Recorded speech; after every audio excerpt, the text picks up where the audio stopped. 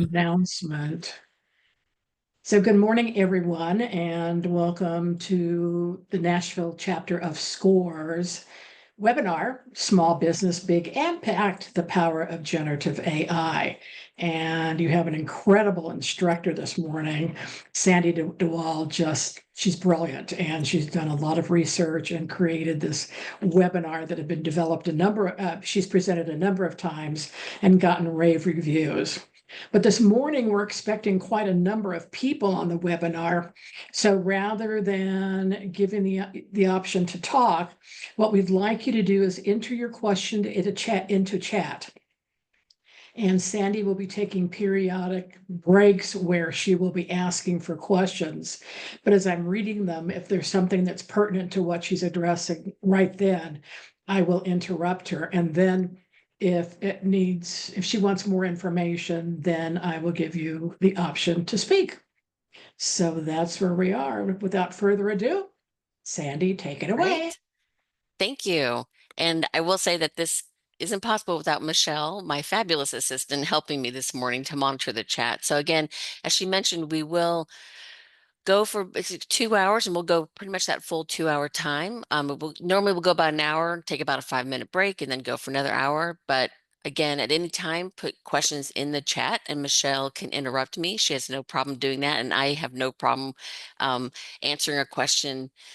If it's pertinent to what's on the slide, then we want to go ahead and get it answered, or you can wait and that first hour break and you can ask questions. We're going to do some housekeeping slides to begin with while people are still coming in, and then we'll kind of get started into the meat of the discussion. So there we go. So just a little bit about SCORE. So SCORE, whether you're in the Nashville chapter or across the country, so it's a national organization, and we're all volunteers for SCORE. Myself, Michelle, anyone you meet in the SCORE organization, we're all volunteers to give back to small businesses to help them in many different ways. We are the Nashville chapter, so if you're coming from a different chapter, you have, like I said, there's chapters all across the country, and so we're in Nashville, but there are other webinars and workshops probably in your chapter as well. We are a nonprofit organization. We work closely with the Small Business Administration, but we're separate from them. But we do work alongside as providing education and mentorship are kind of the two key things that SCORE provides, both at the national and at the Nashville local chapter organization. If you don't have a mentor right now, I always want to highlight one of the big things that SCORE provides is mentorship, or think of it as your business coach. So that mentor is assigned for the life of your business. So whenever you need kind of business coaching, you need a sounding board, you need somebody to kind of go, I have this question, I'm not really sure, or maybe they can connect you to other kinds of resources, then that's what the Nashville mentor or the SCORE mentor does for you. Again, it's free for you, and they can be there as much or as little as you want them to, whatever stage your business is in. And they're going to be your coach. You still have to make the decisions for your business, but they're going to kind of provide that, again, coaching mentorship for you at different phases of your business.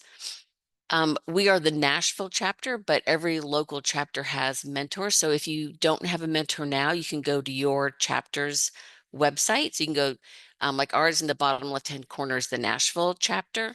So you'd want to make sure that you signed up for a mentor in your chapter because they'd be local to you and would have connections to local resources. The other thing SCORE provides is education. So we have regular workshops. These are just the ones that we offer here in the Nashville chapter, but every chapter has workshops. Some are offered every month, some are offered every quarter, some are offered maybe once or twice a year. So it just kind of depends on the frequency and when those are offered. And it also depends, we also have some things kind of in the Nashville chapter anyway. We have like a women's pitch competition. They're kind of special events that we host as well. And these are all resources that are available to small businesses. Whether you have a mentor or not, you can still take any of the webinars or workshops. And then every chapter offers workshops, and then the national organization will offer some online webinars as well. So you can check out the national organization for some, and then your local chapter for upcoming workshops and events. And Michelle runs ours for us, and she does a great job about kind of putting like the next 3 months out there on the website so you can kind of see what's coming and see if something fits with your schedule.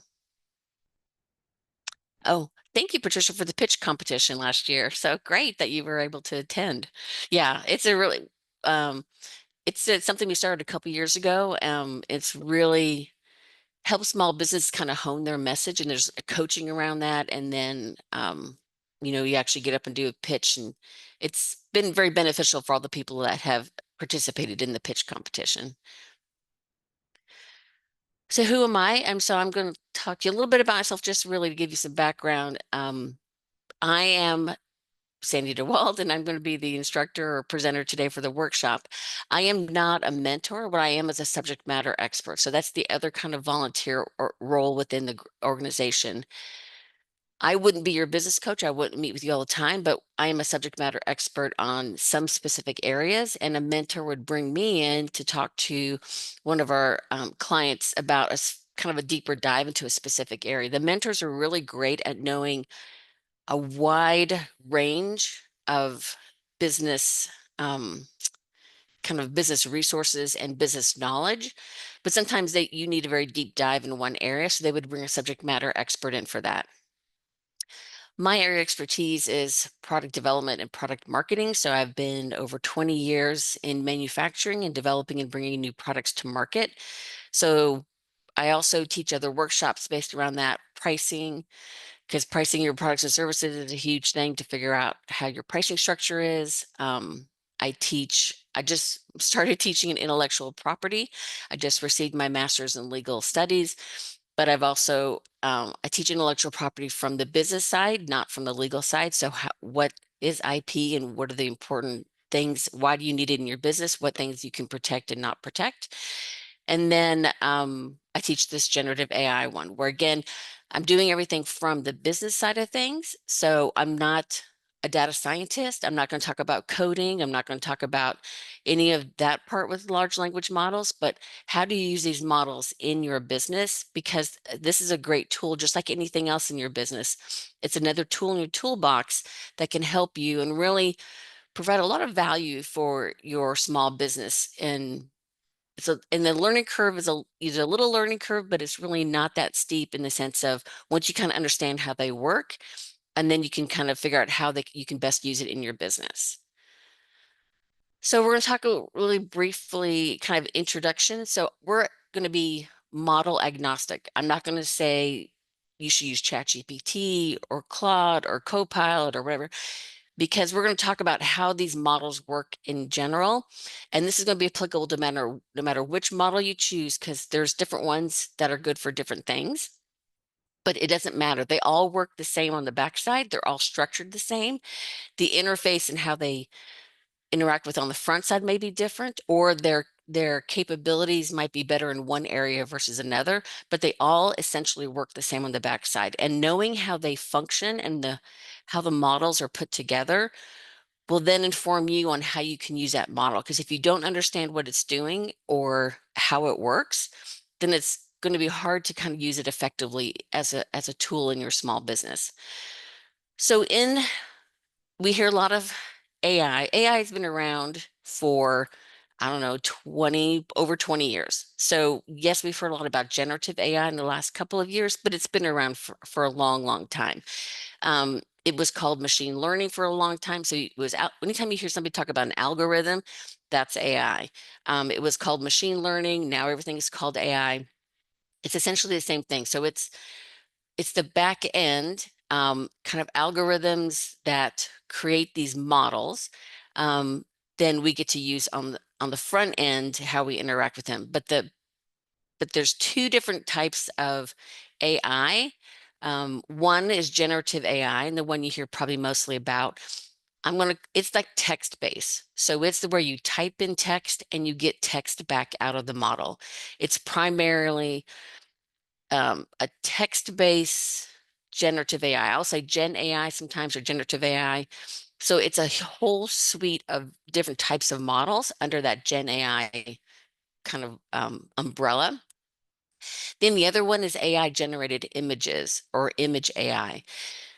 And I say image and video kind of together in that one. Audio kind of rolls up into that one a little bit. Audio is a little, there is a little different, but it sounds like it's text, but you're really generating audio output. AI generated images are a little different. It's kind of, that's where you put in a prompt and you would get an image back from the model based on what you put in. There's two different ways we're going to kind of separate these into two different ones, even though they're all under the umbrella of AI. They're very different in how the models work, and they're different in why you would use one versus the other, and really for which one I think that's the best kind of bang for your buck as a small business owner, which one you should kind of focus on. So generative AI or text-based AI, these models are used to generate new content. So the model is learning from the pattern of language. So it's been trained on all this kind of language out there in the internet, wherever it's gotten its information. And it's taking that language, learning patterns, structure, syntax, how words are formed, how language is used. And that's what the model's trained on. And so it outputs to you as text. You're the results you get. This is the examples that most everybody knows about is OpenAI, which owns ChatGPT, Google Gemini, used to be called Bard, Microsoft Copilot, and then Anthropic, which is their model's called Claude. Those are kind of the most common ones that you see. But there are probably hundreds of models, and a lot of times there will be a model that will have a new interface, but they'll stack it on top of ChatGPT as the back end, but they might call it a different name, and the front end interface is different. So like Jasper is another model. It uses ChatGPT on the backside, but it's called Jasper because the company has developed the front end interface and layered onto ChatGPT to that model, but they still use the same back end, but they'll have a different interface on the front end.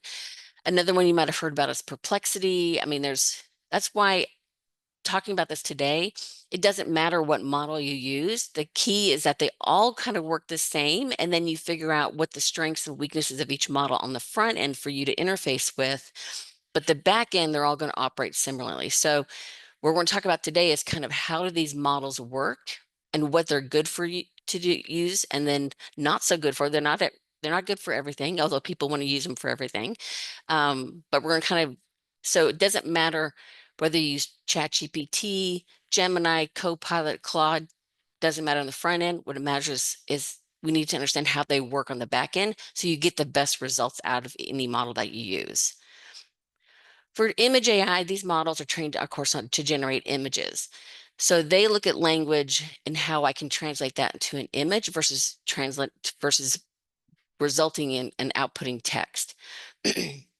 They can create new images, or they can modify existing images. You can upload an image and say, take this image that I have and modify it in various ways. You'll hear these models a lot of times, the most popular ones are DALL-E, Midjourney, or Stable Diffusion. But a lot of these AI models are being built into other platforms. So Adobe has Firefly. So if you have the Adobe suite, the Creative Cloud suite, their AI model is Firefly. If you use Canva in the Pro version, they have an AI image generating model built within that platform. So, and I think they just call all of theirs Magic AI. So they have a lot of the tools are building image models inside the tool itself. For today, the focus of this workshop is going to be on Gen AI for a couple of reasons. I think it's going to be if you're getting started, or even if you have used some of the models, it's going to be the most bang for your buck as a small business. You're going to get the most productivity, the most use kind of right out of the gate with Gen AI. There are a lot of high quality free versions available. They will have some limitations, but you don't have to spend like the DALL-Es, the Midjourneys, Stable Diffusions, more expensive, and they're just images. These Gen AI ones, the free versions are pretty powerful. The paid versions give you, of course, less limitations, more access to other kind of, I call them plugins, but kind of add-ons to the model. But you can do a lot with just the free versions. The other thing with, we're not going to talk about AI generated. Oh, the other thing is the AI generated, if your business was a graphic designer, maybe a web developer where you're having to do a lot of images and you're creating, or an artist where you're creating images as the primary output of your business, then I would say image AI would be something that you should look into, which you probably already are looking into them. The difference, but I think for most small businesses, the AI images right now, unless you really hone in that prompt, your prompts have to be really detailed, really specific. There's a lot of back and forth with the models on image AI. Um, and then you kind of come with a stock image. Like, so to me, we always tell our clients that you want to have images out there that represent you. Everyone can kind of tell when something's a stock image. And that's why we always kind of tell people don't really use stock images either, because they're kind of like, that's not really your product. It's not really you. It's not your customers. It's not your employees. So I would rather have you use images, take images, even if they're not perfect looking, that really represent your business, because your clients need to know you. They need to know who you are as a business, and get to that know, like, and trust, so they can connect with you as the business owner or your employees in the business, as opposed to stock or generic images. The other thing with image AI is because if you already have used Adobe or use Canva or some of the tools, an image AI generator is part of that. They may be limited again, depending on the paid or free version, but you can play around with those image AI tools within probably something else you already have in your business, as opposed to purchasing Dolly, Midjourney, or Stable Diffusion as a separate standalone model. So that's kind of how we kind of set this today. I can answer questions on images, but really, I think if you're going to start learning AI and you want to incorporate in your business, that Gen AI text-based results, outputs from a model will be really the most bang for your buck, because it's amazing what these models can do, and how all the ways that you can incorporate them to your business to get started. If you want to learn image AI down the road, that's great, but I think you need it. It's really a good place to start with the Gen AI. Sandy, Oh, yeah. Marty would like to know, what about GoDaddy AI? So GoDaddy is not an AI. So GoDaddy is a web domain hosting platform. Again, all of these companies are integrating AI as part of their model. Most likely, GoDaddy has not developed their own model, but they're sitting on top of another model like a Chat GPT. It could be Claude. Because I will tell you, to these models, I think I heard at one point Chat GPT took 7 years to train the model, and I don't know how many millions. Yeah, I heard over $100 million at one point. So they're very expensive. Most companies, what I've seen, like Jasper and other ones, are using a model that's already established and then layering on their own interface and creating templates and shortcuts and things that are easier tailored to a specific, to tailor to their business, but the back end model will still be the same. But if GoDaddy had their own model, it would operate exactly the same way in the back end, like all the other models. They're all trained the same way. It sounds weird, that there could be so many different ones, but like with anything, how good they're trained on and the things they do might be a little different, but they're all kind of built the same way. I don't know if that helped. The key, though, is this evolving landscape. I mean, you can come out tomorrow, there'll be 10 more models tomorrow. There'll be people building things on top of a model. Like, so you may not know the back end, but like I said, another one can come out tomorrow, and it's building a new interface on top of an existing model out there. Again, and some companies, some really large companies, are building their own because of concerns with proprietary information. They're building their own models behind firewalls. So if you worked for a big company, you may have a proprietary model that sits behind the firewall that only the company employees can use. So there's all those private instances of models as well. All right. So what is generative AI? What is Gen AI? We're always like, it's Gen AI, but like, what is this? Because it's critical to understand how these models work to know what their capabilities are, because they aren't the end all be all to everything. They can't or shouldn't do everything, but they are a really powerful tool. So all of these Gen AI models are what we call large language models, or LLMs. So you'll hear sometimes people say it's what's the LLM? All that stands for is large language model. All that, whether it's um, Google's or Copilot or ChatGPT, they're all large language models. And I kind of hate the word artificial intelligence because it makes it sound something, it's more like augmented intelligence. It's not thinking on its own. It's not the what is it, Skynet that's going to come and take over, because it's not doing the thinking.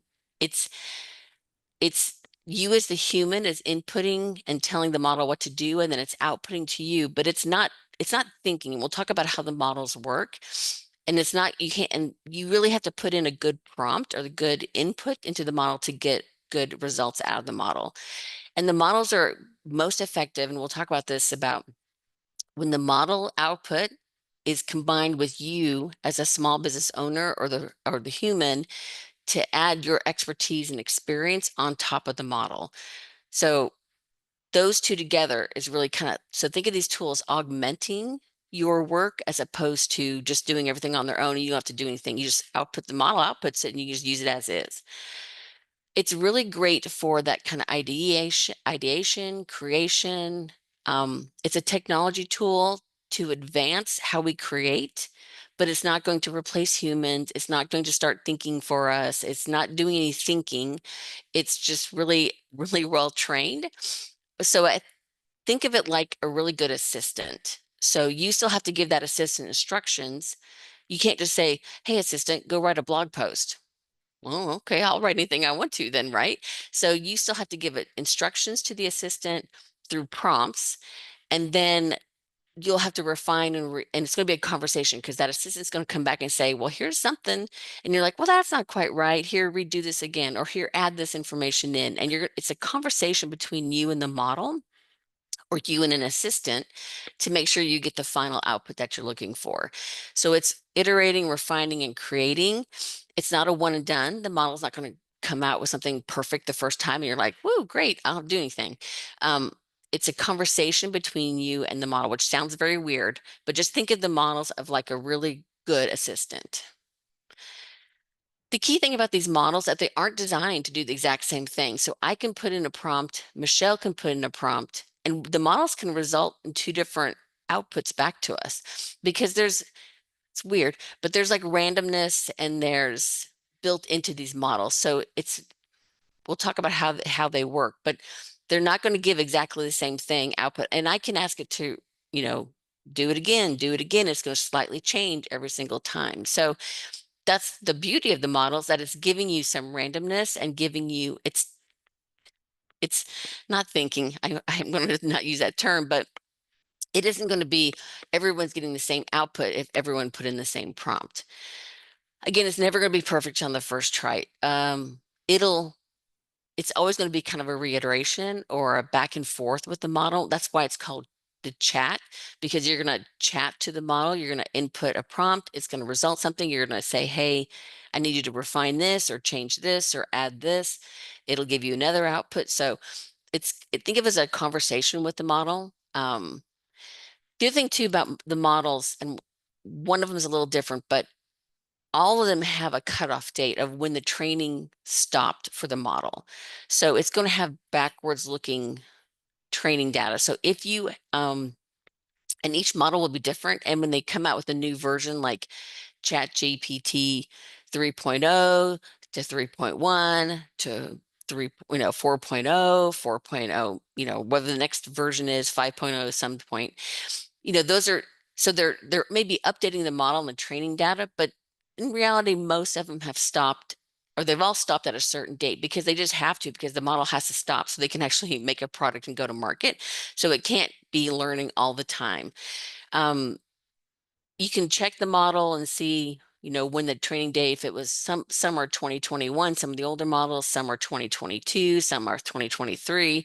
But again, if you have something that you need the model to know that's real time, that like you want to comment on, write a blog post about something that happened yesterday, then you need to make sure to tell the model that new information because it's not going to have it in its training set. It wouldn't know something that happened this week unless you told it, or then you would have to add that into the results. But if you want the model to know and include that as part of its output, then you need to make sure to put that in your prompt and tell it.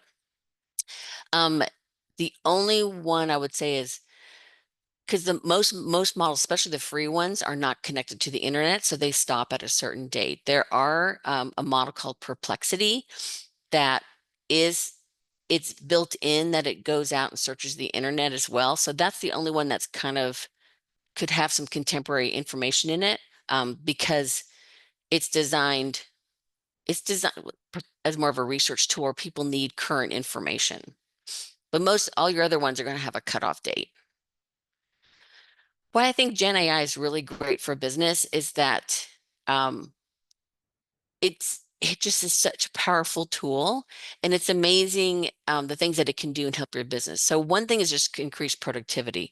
So anytime you have to write something, you're not starting from a blank page. How many of us sat down and go, okay, I have to write this. Like, where do I even start with this thing? Because it's just like this little cursor is just staring at me. So it gives you that kind of head start and can give you kind of that rough draft or that first draft. It can summarize things really good. It can build an outline, build a checklist. So it can shorten those things in your time because in minutes it can have some output to you to get started. It's a fantastic tool, and I really recommend kind of start using it for just to shorten that first draft of things. If nothing else, kind of using it for that. But then it can also kind of reduce tedious tasks. Like, if you're doing a course, you need to write a quiz. Well, here's the content. Tell the model to write you a 10-question quiz. It can summarize. It's really good about summarizing, finding the key facts or the key points out of an article or any kind of a transcript. It can really good about following a template. You can say, here's my structure, output this and put it in this format. You can create a survey. So think about kind of all these things like you don't need to sit down and write the 10 questions in the quiz. Let the model do that for you. Just say, here's the transcript, because all the models now, you can, even the free versions, I'm pretty sure you can upload a PDF document and it can read the PDF document and then, oh, okay, so this is the information you want me to write the quiz for. Here's a transcript from the video. Here, summarize this into key points for me. You can have it kind of take that information, and you don't need to go through and write the little summary yourself. That's just let the models do that. It's really good about improving your writing and kind of checking for, I mean, most programs have grammar and spelling checks, but it can also check for like content. It can check like, well, what reading level is this? Am I being too technical? Because sometimes as we know a lot about a subject and we may talk very technical because we're very familiar with it, but maybe I'm writing to somebody that's a first time user or something at the beginning and I need to be able to kind of simplify it in different terms for somebody that's just starting out in this area where I've been an expert for 20 years, so I know exactly about how to do this, but I forget what that beginner knows. So if I'm trying to write a blog post for a beginner, I may use language that or information that would be so far advanced for that beginner. Even I think it's simple, they may not. So it can kind of help you with as an independent, think of it like an editor or a reviewer, and it can do that independent check.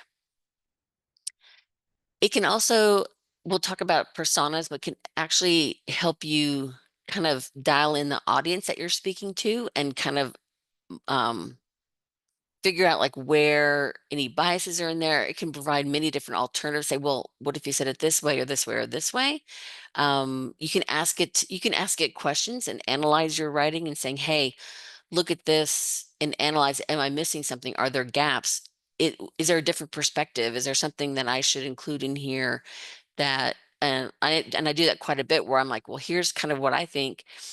What are some of the areas that I might be missing? Or do I need to explain more about this and provide a different perspective? So again, think of it like an editor or a reviewer that's kind of critiquing your what you've written and can give you that feedback, which is a great tool for that. And it's really good kind of at brainstorming and generating ideas. You can say, well, what if this or what if that? Or I need 10 different titles for this, or I need to repurpose this post into a Facebook post, or purpose it for LinkedIn, or write me a social media post. So it can take it can just kind of do that repurposing, and it can give you different multiple versions of something much quicker. And it can say, give me 10 titles for this, or give me 4 options for a workshop on this topic. And, it can kind of give you different, or rewrite this in this for this target audience, or rewrite it for this target audience. You may have multiple audiences that you talk to in your business, and you can rewrite that model can rewrite the content for you based on a beginner or somebody more at the intermediate level. So it's really good for, and then just kind of brainstorming ideas, and kind of generating, well, give me, you know, what if I did this, or what if I did that, and kind of give you comparisons as well. Michelle, do you want to, if there's any questions real quick? All right, just checking. Sorry, I'm going to kind of check in with Michelle every now and then. I'm sorry. That's all right. Marty came back and said, I'm not a techie. Will GoDaddy be easy to use? I'm scared. Well, let's say they're all pretty easy to use. They're all going to have, and we can talk about that at the end. I can show the Chat GPT interface, but they all have a very similar interface where it's just like you open it up and there'll be like a little chat window, and you just talk and you just write in text to the model. So that's the great thing about these models that, and we'll talk about actually, I think on the next slide, how they work, and then we can kind of cover that as well. But there's a little bit of a learning curve, but it's not steep. The scary part is just getting over kind of doing it the first time, and then figuring out, what do I even put in here? And we'll talk through some ideas for that as well, to kind of, and you can't break it. You can just try it. Like if it comes back with something that's not great, then okay, I got to refine it. And we're going to give you some ideas on prompts and what information you put in, so you can get the best information out, to kind of give you a head start on that, because it is important on how you structure the prompt going in, to make sure you get good. What is that from? I remember back in the 80s, there was all the computer or coders were like, garbage in, garbage out when they would write code. So I think of the same thing. If you put kind of a not so great prompt in, you're going to get kind of not so great response back, because the model just doesn't know what to do. So how do these models work? So this is why we don't let engineers ever name things. So like Chat GPT, the GPT just stands for Generative Pre-trained Transformer. That's it. So back in the day, like I said, AI has been around forever, or it's called machine learning. These models have been around and have done kind of all the algorithm work in the background. The issue is that the the transformer that was developed several years ago. That's the revolutionary part. This transformer takes this model, this piece that sits in the middle, and then can output it. That makes it so human or average people can use these models, and you don't have to be a software coder. In the previous, you had to be a data scientist, computer scientist, coder, to kind of interface with the models. But these transformers sitting on top takes this model and transforms the input output into natural language, so the average human can use it, not have to have coding. So these models are, like I said, they're large language models. They are trained on language, the relationship between words. They understand syntax and how words are put together, and how speech patterns. They're really good at, because they've studied, I don't know, like trillions of text. So they understand how language is structured.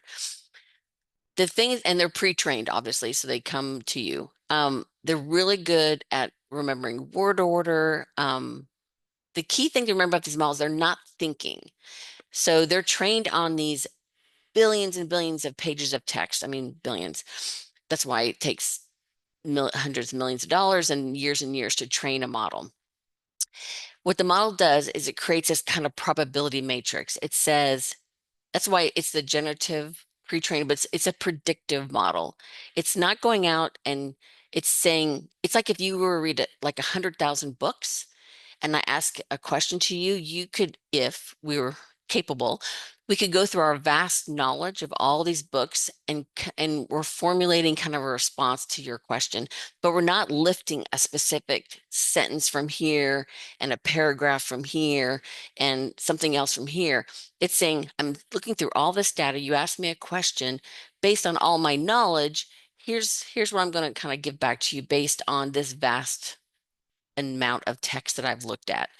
So, and they're really, that's why they're so powerful for understanding human language, what comes in and giving it back to you, because they're predicting the next likely word. So that's why there are predictive models. They're not coming up with, I'll say they're not, it's original, but not original. So again, they're not lifting directly from different text and they're saying, well, you asked me this based on everything I know. It's like a human. Like if you ask me based on my experience of knowing all this information, here's my response to you. I'm predicting what you want based on what I know.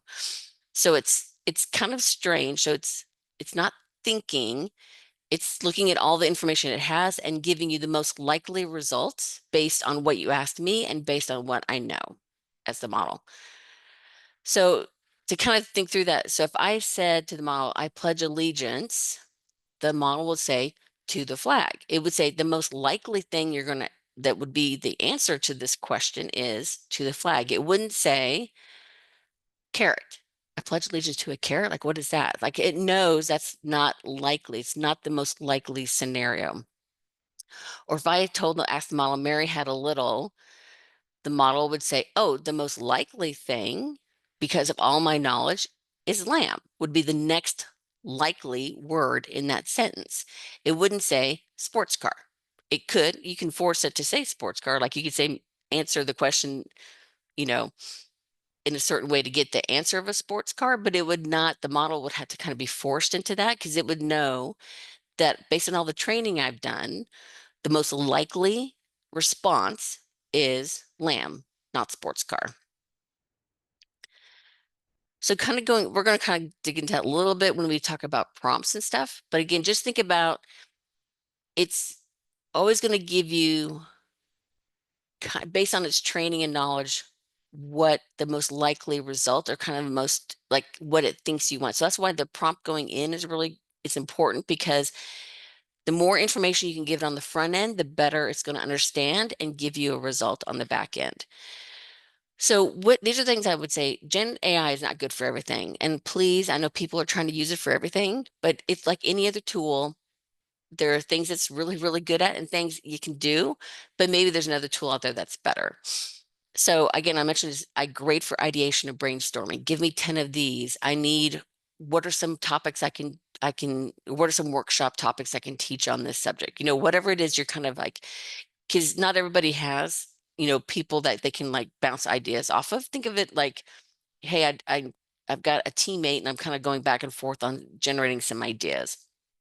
It's super, super good at that generating that first draft. So it's not the blank page. You can give you a starting point and then you can say, okay, I can take this and modify it, but at least it gives me something to start with. Instead of sitting down, I've done things where I'm like, man, this would take me a couple hours to kind of get started. And I'm already jumped ahead by having the model create that first draft for me. Outlining, I use it for outlining all the time. Like, give me a summary of topics under this, or what would be the key things that, someone would want to know on this thing. So use it for outlining and creating lists all the time. And then you can build out that outline and say, well, and the model a lot of times will think of things. I'm like, oh, I didn't think about that's a good point. I should put into this. I need to add in because I hadn't thought about that. So it's really good at kind of making sure you kind of, are there any gaps in something? Is there any key points or key things that you need to include in something? So it's great for that. Summarizing, super great. I can give it, like I said, you can upload a PDF document. It can read that PDF and then summarize that for me. What are the 3 key points in this? What is the key takeaways? You'll see a lot of AI in like Zoom and Teams and those kind of um, uh, where you're having like a meeting, you can turn the transcription on. The transcript will come out pretty, let's just say, a little rough. It may not have all the speakers. It's going to be kind of a lot of run-ons, and people talking over each other can be tough. But then you can take that transcript, put it into an AI model and say, okay, summarize this for me. What are the key takeaways? What are the key points from this meeting? So you can kind of send out a cleaner, updated, and concise version as opposed to sending people the whole transcript afterwards. And then they have to kind of look through and try to find the key points. Isn't that rewriting editing? So if you've written something, you can ask the model. I tend to be, when I write something, be very long-winded. Like I usually write a whole bunch of stuff and then I have to go back and edit it down. We'll let the model edit it for me. Like take this 2,000 and make it 1,000. Take this to the model and say, hey, I need this in a more concise form. Can you, or I need it in a certain format, or I need to kind of edit it down. It's a great job for that. And then giving you feedback and critique. So I can upload something to it and say, hey, am I missing some key points? Is there something that I should add in here that I hadn't thought about? It's really great. So those are all fantastic things that the model is really, any model, whether it's, again, model agnostic, all of these models are going to be great for these kind of activities. But however, there's something the models aren't so great for, they can do, but they may not be the best tool. So I really, this one kind of is driving me a little nuts. People will use a model as a search engine. Again, most models have a cutoff date, so they're not going to return, current dates. We'll talk about perplexity in a minute. The other problem with asking the model for as a search engine, I mean, if I need to know the capital city of something, just go ask Google. That's what it does. It's a search engine.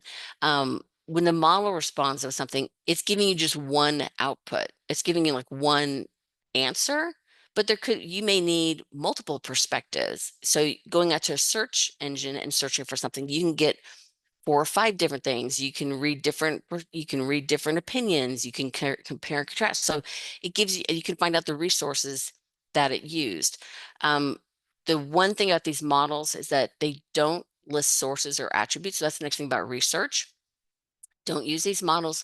You can research and find out some general information about a subject, but if you're doing hardcore research, the only caveat I would say is don't use the models for, I would say perplexity might be the only one that I would use if you're doing research, because what perplexity does is it's connected real time to the internet. So it will, and when it brings back its output to you, it tags every source where it got that information from. Because you always, if you're using a stat from somewhere, you need to always attribute back to where that stat came from. If I'm in ChatGPT or Claude or the other ones, it may bring back a stat, but you don't necessarily know where it came from. But again, on the free versions, paid versions, there's some other things that you can do to add in that, but I'm just talking about for what basic people have access to.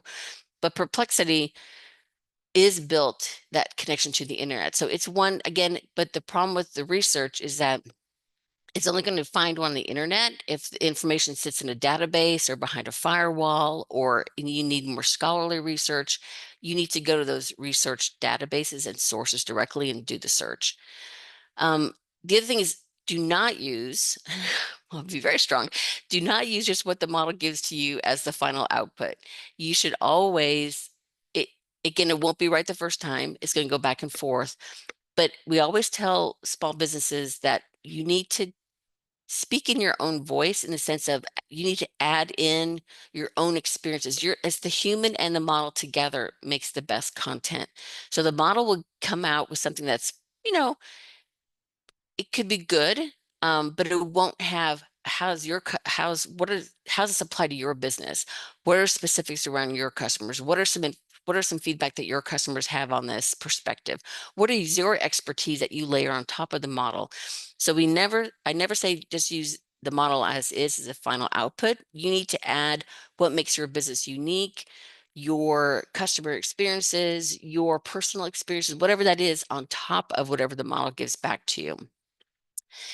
The other thing is long form content. So we'll talk a little bit about the limitations of each model, but they all have a limit in how many, it's called tokens, but in how much it can remember and analyze and respond back to you. We're going to talk about that. But again, I would say Claude, Anthropic, if you have really long texts or really in-depth things that you needed to analyze, then I would use Anthropic's Claude because it has the longest context window or memory. Not really the term, but every data scientist just cringed when I said memory. But it has the longest like context window or memory for long form content, but they all have a limit. There's going to be at some point, and we'll talk about how that affects the model, some point that it's going to exceed the content that it can just ingest and or bring in and export back out to you. So here are some of those kind of ideal for. So this is like something I just did like a dump of 5 minutes of like said, hey, what are some things that this is by no means all the things in here that it can do, but these are some great kind of examples of some of the different things that you could use it for. But again, there are any every day. So what I always tell, to get started and so it's not scary. So think about anything that you write today, anything that you write, put it into a model and see what it can do. If you're writing a job description, put it into the model and say, hey, I need job description, blah, blah, blah. Like put it in there, see what it comes back with. I need a sales email. I need website copy. I need, again, you have to modify it, but put it in the model and see how much quicker you can get to that first draft. And the first drafts are pretty good. They're going to be that 70, 80% there. And then you're just going to have to tailor it to your business or add some, unique perspectives of your own in there that the model wouldn't know, but it'll get you a long way. So I don't know if anyone wants to put in the chat, like some of the things that they write today that they think, oh, I didn't know the model could do that. That could be kind of fun to kind of get some ideas of alternative. So really just think about anything that you write on a daily basis or once in a while, the model, put it into a model. It's great. Oh, so there's kind of the first questions breaks. Oh, we're about on time.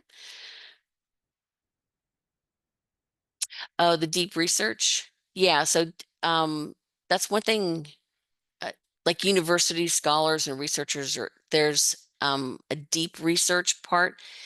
That's a more advanced search. And that's a different part of ChatGPT does it. And I think Google has a deep research function. That's more advanced. Those are definitely designed for research, but the average person wouldn't have access to that. It's more an advanced, and I would still, and it's going to have sources, but I will tell you, no matter what research you do, and even if it's Perplexity or a deep research from Google or ChatGPT's version, you have to go check every source.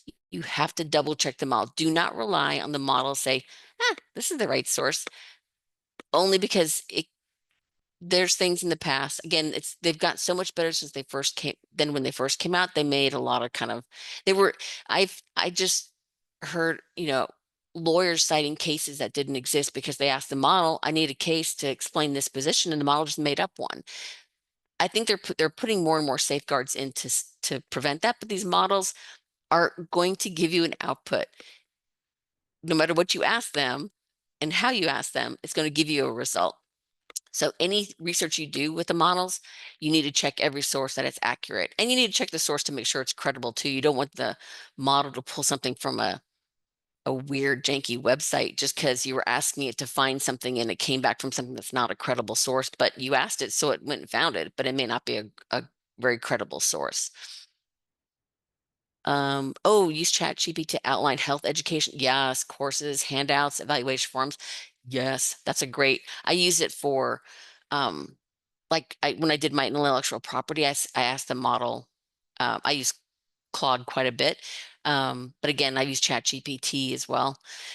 And I asked it, like, give me an outline for this course. What are the key things? If I was a small business, and I asked, we'll talk about persona, but I asked it for in the prompt that I put in for a very specific audience. So not just a general intellectual property, or what if I was I was an instructor and I needed to teach intellectual property to lawyers? That'd be a very different kind of output the model would give me versus small business owners versus, you know, somebody in education might be a whole different kind of intellectual property webinar. All right, Michelle? I like, excuse me, Patricia, I like that she uses chat for tongue twisters to highlight my voice talent business. Oh, nice. That's really yeah. You could ask it to do limericks. You can ask it to do, there's a model, it's Chat GPT, it's called Haiku, and it'll like put things on haiku for you, like if you wanted it to. So there are again all these kind of models and niche models. But again, anything that you uh can have it to anything that you can think of helping your business is going to be really great at providing. It's amazing the things it can um you can come up with. What is the difference between AI, machine learning, and deep learning? From our perspective, nothing. If I'm a data scientist, I'm sure there's some differences on the backside, but there's no difference. Essentially, they're all it, it, it's just names over time have changed to sound, you know, cooler. I don't know. So it used to all be called, algorithms used to all be called machine learning. So if 20 years ago in computer science, you were doing machine learning, which was creating the algorithm. When these models came into play, that large language models, they started talking about, and then machine learning eventually started calling it artificial intelligence because it just sounds like a cooler name than machine learning. And then deep learning, same thing. They're all talking about these kind of big models. These big, I mean, somebody wrote the code, somebody created the algorithm, the coding in the background to create the model. So I will say that they're more these deep learning, AI and machine learning have it's translated more to being kind of semi-autonomous. So back in the day, machine learning was more kind of writing code, and the machine would learn, but it was definitely more code driven, and it it wasn't self. The model itself didn't have as it's gotten more self-aware and kind of self-teaching. So like when these models are trained, the code is written for the model to go train, but the model goes out and finds its own data. The model will go and search. If someone's not saying, go to this writing code, go to this website, go to this website, go to this one, go here, go here. The model's like, I'm just going out almost like looking for data anywhere I can find it. So it's thinking it's self-learning and self-directed on how it's training itself. So that's where it became more from just like straight coding, the machine learning, the machine's starting to learn and do things on its own. You're writing the code to enable it, but then the model itself is deciding where I go, how much, what kind of training I need. That's why we started coming to artificial intelligence, because it's saying the model is, we write this guardrails and write the framework, but the model itself is deciding where do I go to learn for this and where do I go for that, and it's self-directing how it gathers information. So, and the deep learning is the same thing. They're just different names for kind of that same, where the model, so that's why there's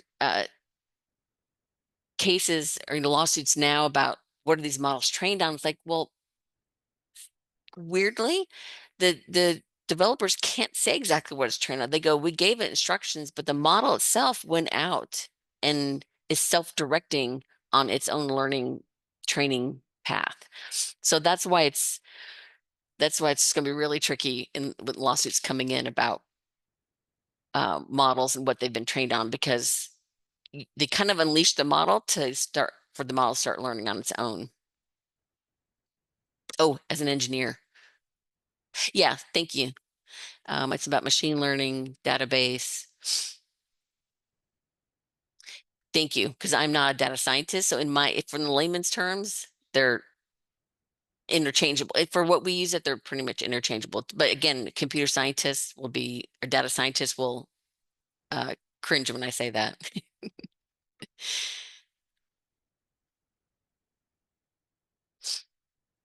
All right. Anything else, Michelle? I can't see all the. Nope, Uh, everything's clear. all right. Do you guys want to take a 5-minute break? It's 10:55. You can do 5 minutes to the top of the hour at 11, or I'm happy to stay and keep answering questions or.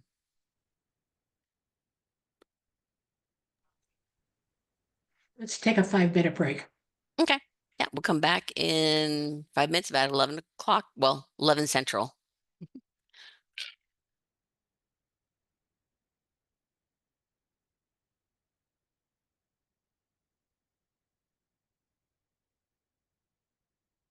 All right, Ron, I see somebody raise their hand, but I think Michelle dropped off. I'm Do you still have a, here. I just closed the oh, video. oh, okay. Let's see. We have, I don't know if she wants to ask something in person, or it's if, Rhonda. Rhonda, can you type in the chat?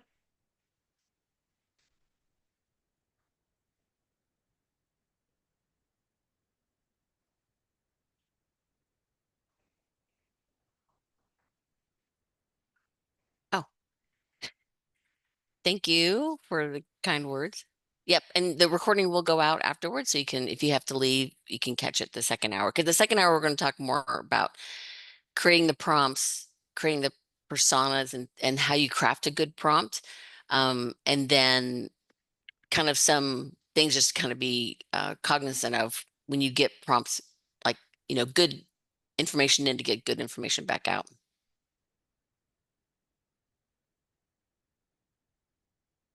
Rhonda, you can unmute yourself and ask your question.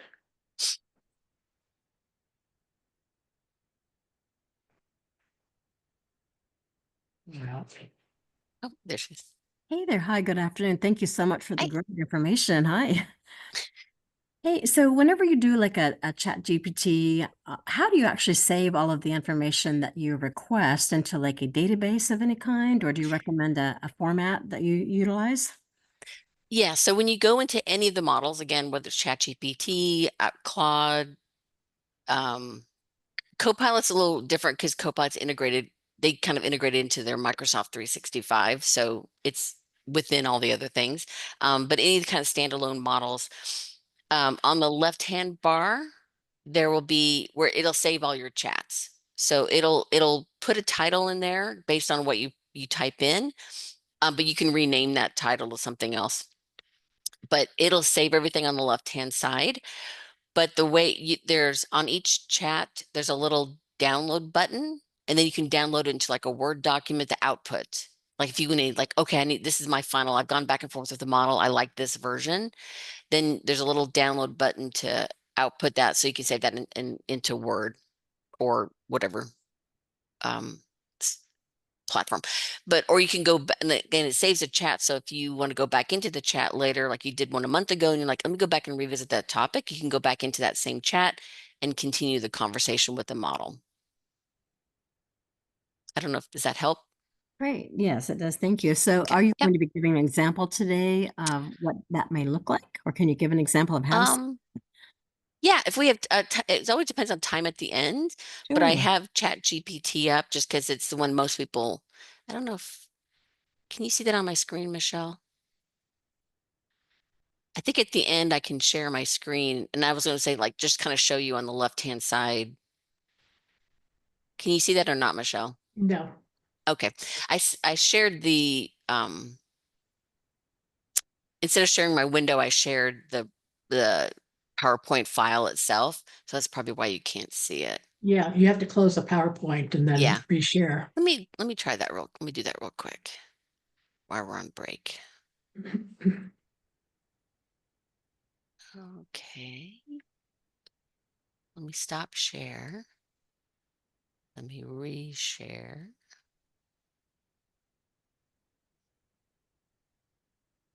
Oop.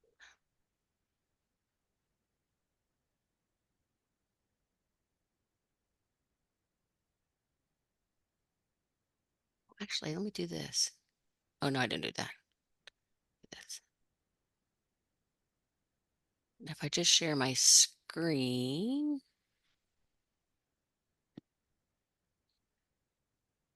can you see ChatGPT now? Or the, No. oh, Oh, there we go. oh, okay. They just take a second. Let me make it bigger. So this is at the interface on ChatGPT. So on the left-hand side are all my previous chats down here. So I could go back into one of these and it'll have the history of the chat. And then down here at the bottom, this is or for a new chat, you just go up here, and that's why it's called chat.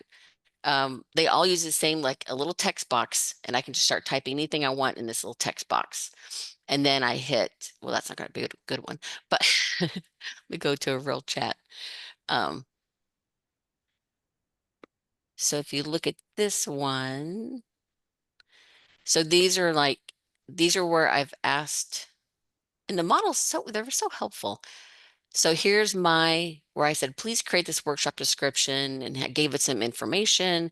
And then it says, certainly I'll give you, and here's the output by the model. And then it depends. So there's a little, my window's in the way. Move that over here. If I go up here, where am I at? You can tell it thumbs up, thumbs down. And then here's here they have a little copy. So I can hit copy and then I can paste that into a Word document. Some of the other models will have like a little down arrow, maybe, so it says you can download that chat. So that's how you actually save it out. Otherwise, it just kind of stays here in the model, but you've got to kind of, so you don't have to go highlight the whole thing and copy paste. It actually has a little copy button right there, or it'll be a little down arrow button that says download the chat. I use Claude quite a bit, and it has a little down arrow. So that's That actually history. Then you can go back at any time Mhm. and have the Mhm. same buttons, right? That's great. Yes. Yeah. Yes. So it does save them, which is nice. So if you already have a topic that you're working with the model on, you can just I can already go into this one I've already been doing and say, oh, would I like it condensed? And it'll ask me at the end, like, you want a condensed version for a flyer? And I can go back. At the time I didn't want it, but maybe I want it now. I could go back in and say, yes, please create me a condensed version of this, kind of a thing. Or I can, if I've modified the text outside, like say I downloaded it, added some personal stories or some client testimonials or customer, like tailored it to my business, I can upload that new version into the model and say, now create me a flyer based on this final the new final version.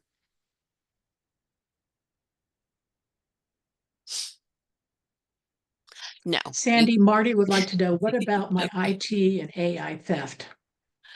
We're going to talk about the legal issues of the models. So that's slide down line. We'll talk about things that you should not put into a model.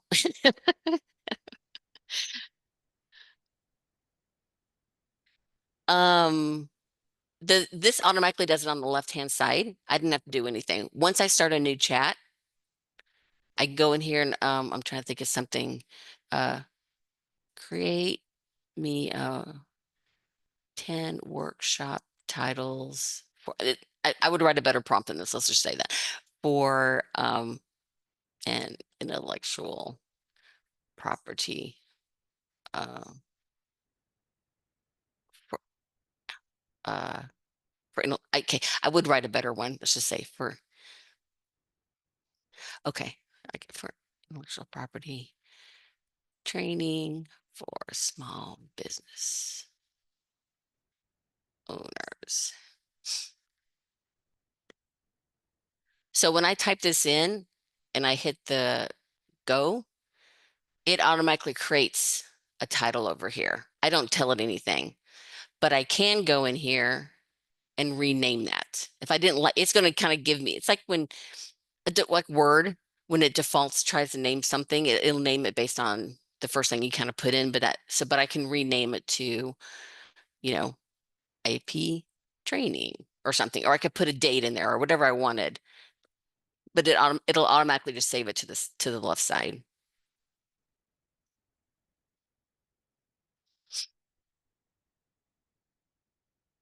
Um, anything else, Michelle? I'm sorry, I've got this open or. Not really. Rhonda, when you send about save your request to your own database, You already answered that. That's what she was Oh, is that asking. was okay, cool. Because I was like, is Yeah. that what I just did? Yeah. Perfect. Yep.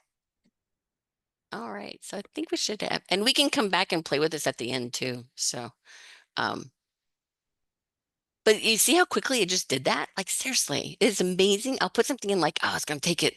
It's like within minutes that thing will pop up something. Again, it's not gonna be perfect, but it's a lot. It gets you 80% there. That's great in my book. All right, so Michelle, let me know. Oh, whoops. Let me change my settings. All right, so let me know if you can see my You're back. sweet. All right. So let's talk about what is a prompt, because this is going to get into the, garbage in, garbage out. We're going to put good information in so we get good information out. So a prompt. You will hear prompt, prompt, prompt, prompt, prompt. There's even like new jobs called prompt engineering, where all people do all day long is craft good prompts that for companies to get good results out of these models.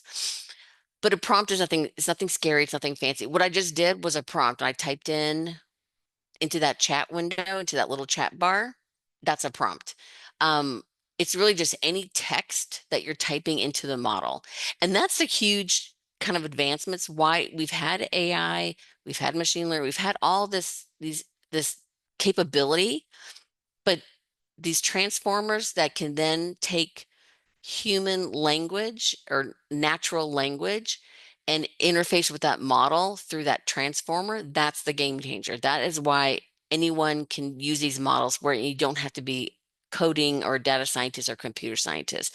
That's the big breakthrough that's happened why everyone like us hears about these models today.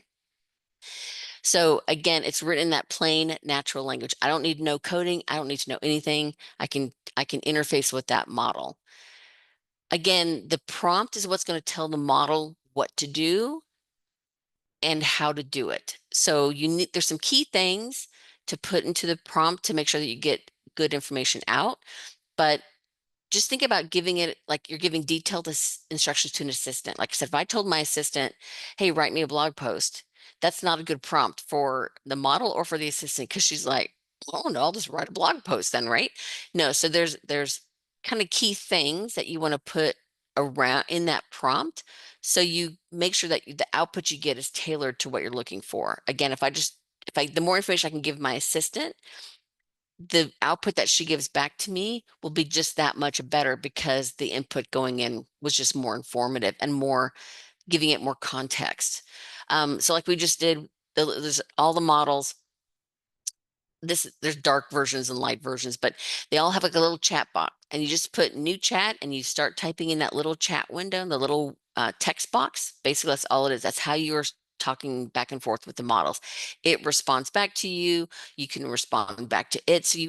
That's why it's called a chat or a conversation, because you're going to go back and forth with the model, just inputting in that little text window, it's giving you output. You're inputting in that text window, but think of it as like a conversation. So it's the prompts that you're going into the model with is part of that conversation. So the model is remembering the first one I put in, its output, the second prompt to refine or change something, its output. So it's thinking all that is a chat or a conversation that you're having with the model. So it's and I'm anthropomorphizing, sorry, but it's remembering that conversation that you're having. So think about you're going back and forth with the model and having a conversation with it. Sounds weird, but it's true. And these prompts are all building blocks to help the model know what you want it to do. Because if you don't it just doesn't know. I mean, it knows everything, but it doesn't know what you want. So to tailor it, you need to have that conversation kind of back and forth with the model. So just think of it as kind of building blocks to get the output that you're looking for. It is a structured format, so we'll talk about kind of a good prompt has some key information in it that kind of helps the model, but it's also flexible and adaptable. I'm going to kind of present it as kind of specific things, but how they're written together, how the sentences work, you can how much information you put in. That's all things that you can add in. So this structure of a prompt is there as a guideline, but then you can kind of build out based on what you want it to do. Give if there's flexibility within that structure for you to add as much content as you need. And it's a little bit of art and science. Like it's going to take a while for you to kind of go back and forth with the models to like, oh, I forgot to put this in, or oh, it gave me this output. I really need to make sure next time I put this in the front so I get better output and not have to go through an extra step. So you'll start kind of refining your prompts. And if you have really good prompts, like if you have something that, okay, this is a good one, like save that in a Word document or save that somewhere else so you can kind of go back and just copy and paste and put that back in and maybe change a few things. Like if you do something kind of over and over, but you just need to change the audience, but it's a good kind of a good prompt, like it gives you a good result, but you need to target it to a different type of audience, then save that prompt. And then so you have to go back through all your ones to remember which one it was in. You're like, oh, okay, let me save that. And I can just kind of copy and reuse it and change a few things to make it, um, applicable to what my new question I'm asking the model. So I'm going to call this like the P-card prompt pattern. But again, I'm presenting this as you do this, do this, do this, do this. But if you put two of these, two things in the same sentence, it's fine. Like just kind of think, but you need to have kind of all these elements, how you write them into the prompt and like the sentence structure, don't worry about, but just know that you need to have these kind of key elements in that prompt somewhere. And the first one is persona. We talked about this already. And you may have heard persona because you always talk about your customer persona or your buyer's persona. So what role do you want that model to take on? Because it's just sitting there, but you want to tell it who do you need it to be to respond? It sounds very weird, but the model needs to know what persona am I taking on when I respond back to you? Do you want me to be a persona of one of your customers? Do you want me to be an expert? Do you want me to be like a first time this, that, so you're going to tell it the role. Again, it helps. So it helps that model know how I'm supposed to respond in the sense that, so it gives you a more tailored response as opposed to like, I could just be anybody. You ask me a question about, uh, any subject and I could answer from anyone's perspective, but you are looking for a specific perspective when that model responds back to you. So I would say this is where you're going to say, act as if you're a B2B marketer, act as if you're a dog trainer, act as if you're a small business owner, even something like that. Like you need to tell the model what role you want it to assume when it responds back. The next one is context. So you got to tell it what kind of expertise, background, what other things around. Because if I just said you're a B2B marketer, well, there's a lot of different types of B2B marketers. There may be, and B2B is business to business versus business to consumer versus, and even within them, there's all different types of marketing professionals in that big kind of bucket.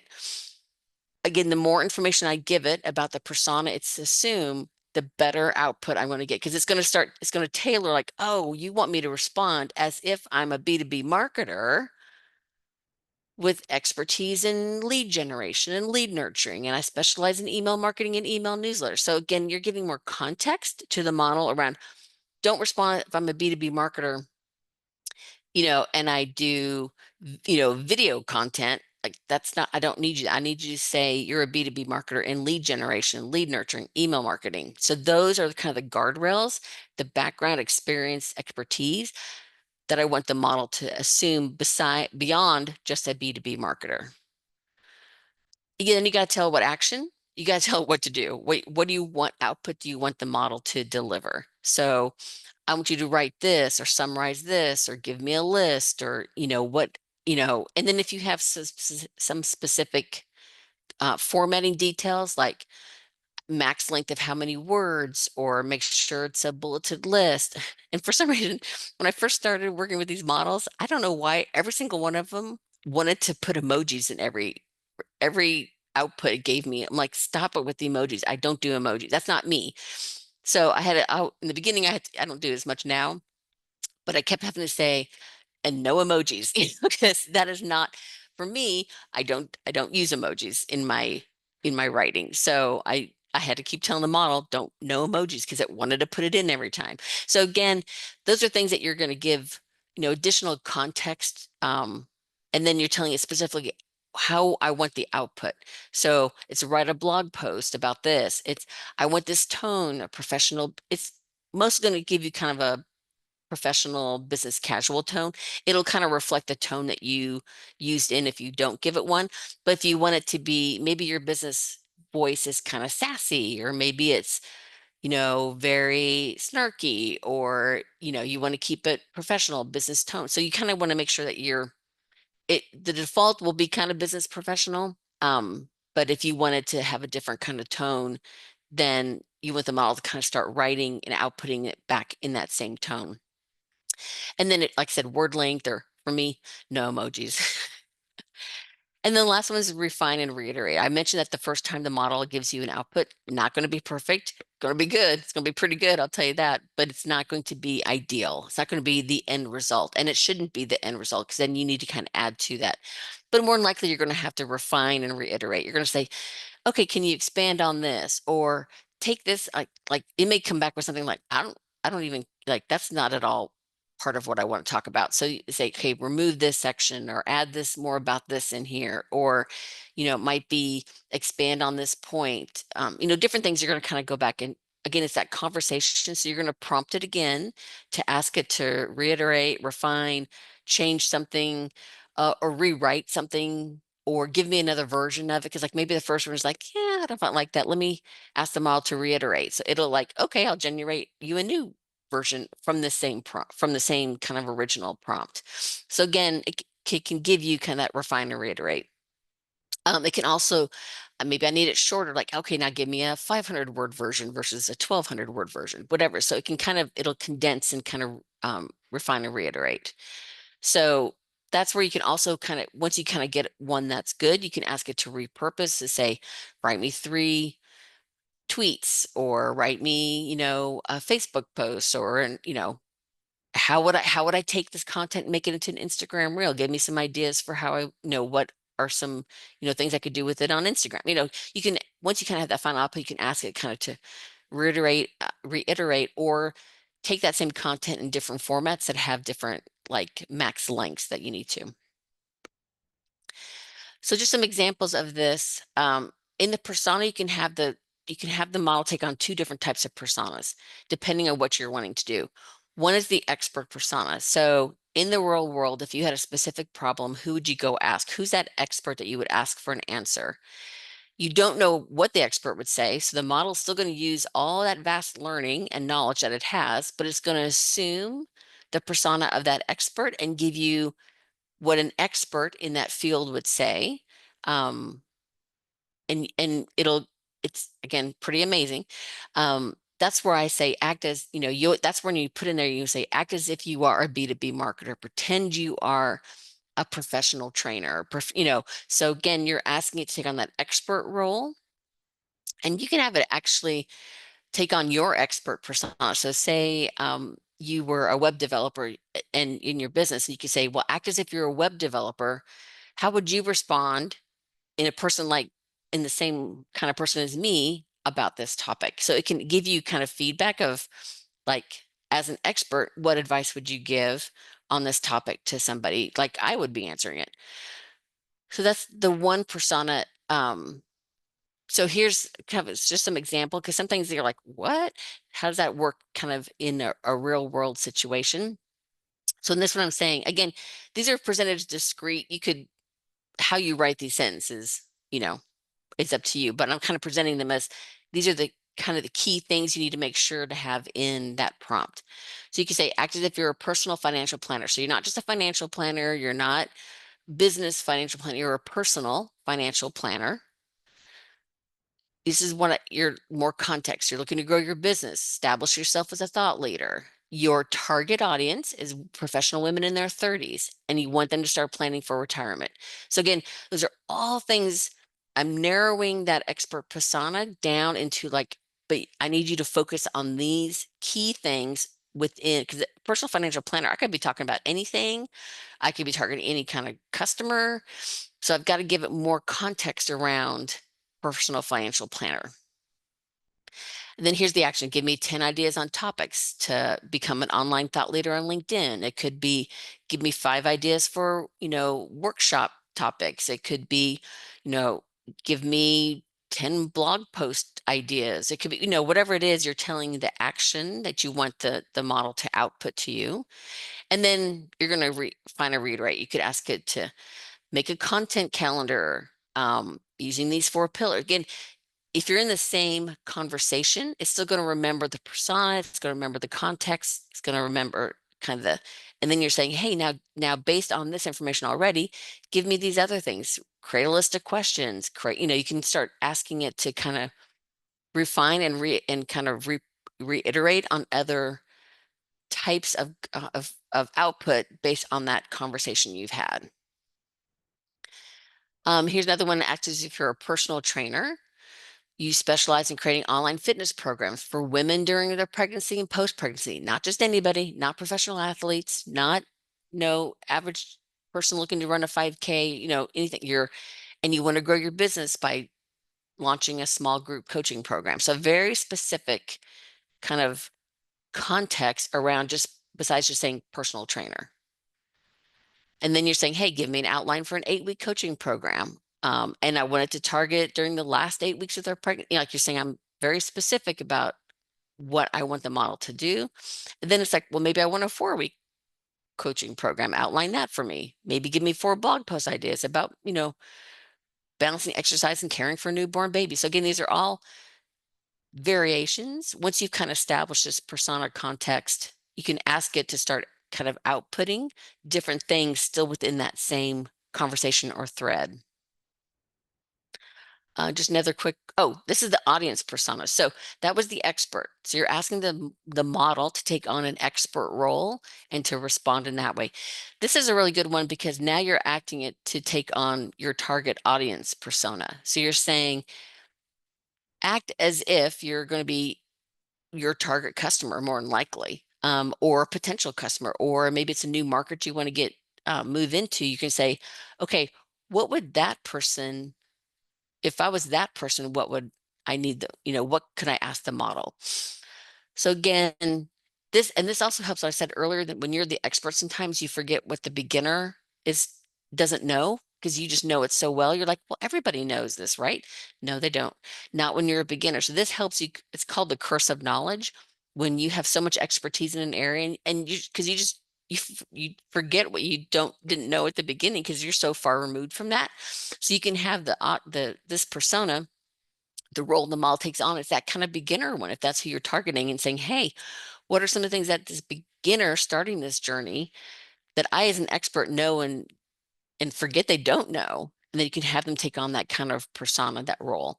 So then it's still that assume I am, or explain things as if you are coming from the audience side and not the expert side. So this is going to be kind of one to really show that kind of audience persona it can be the same topic, but the model will output very differently based on that audience or that target audience persona. So here's one that says, assume I have no background in computer science, explain how large language models work to me. Like, okay, so I'm giving it saying, hey, no background in computer science, but I want to know how large language models work. Well, what if, assume I am Christopher Columbus, explain how large language models work. So again, I'm asking it for the same information, but the model will come back very differently if it's assuming I'm Christopher Columbus and how it explains to me how LLMs work versus just the average modern person, how LLMs work. It's going to assume certain things and it's going to use very different language based on those targets, audiences. And then maybe I'm a second grader and I'm bored easily. So explain to me how LLMs work. So again, you can give it that target audience and have it still give you the same topic, but it's gonna if you put this in there, see what the models come back with. You can try this and you'll see like, oh, the language is very different between a second grader, Christopher Columbus, and an average modern person today. So, and how the models explain the same topic in different voices, different personas. So more realistic examples is that, say I'm assume like this may be your target customer, a 30-year-old woman with no background in exercise science or physiology. Explain the role of recovery and strength training program. So if, say, I'm an expert, I want to write a blog post about recovery. Again, I can have the models assume my target customer's persona, and then it'll explain the role of recovery, and that'll help me know I'm speaking in terms that that persona will understand, and I don't get too technical with too much jargon, or I get into the weeds, because as experts, we love to talk about details on things that may not be necessary for the average, for this target audience. Maybe I'm a college student. Maybe my target is that, and they're starting a program to exercise science and physiology program. How would I explain recovery to that? I'm an instructor. I'm trying to teach college students. How would I explain that same recovery, that same topic, in a very different way to that target audience? Or I'm a seventh grader just starting to play organized sports. Explain the role. So you're like a coach that teaches middle school, and you're like, how would I teach a middle schooler? How would I talk to them about recovery? So again, very same topic, but it can be treated very differently depending on the target audience. All right, so that's probably a good point to start. Or sorry, to ask questions before I go into some limitations. Michelle, is there anything? Let's see. You might want to go into Q&A. Marty is still asking for information about working with GoDaddy.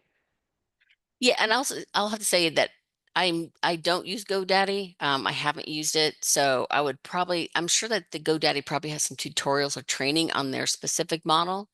So I will admit that that one doesn't come up much, because I think of GoDaddy as a web hosting company, and I go there for like domain names. And that maybe maybe they use it for SEO, maybe. I can see GoDaddy as being more web search maybe related. Um, but I'll just have to admit I don't know a lot about GoDaddy. But I would guess that they would have tutorials and training on their model and how it integrates within their platform. Sorry, I apologize on that. Again, there's so many models. Anything else, Michelle?